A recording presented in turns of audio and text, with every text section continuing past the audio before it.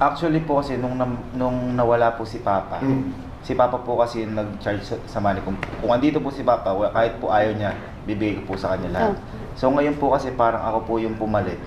Ang iniisip ko po kasi, ba't kaya hindi ko gawin yung mga ginagawa ni Papa, pero at the same time, parang hindi rin mahihirapan po si Mama.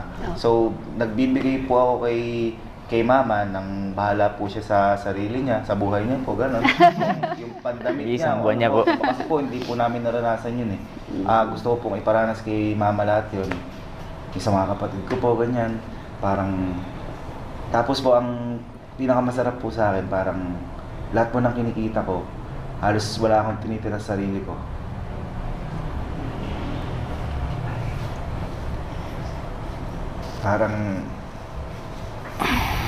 Parang sinesave ko po siya sa mga kapatid ko.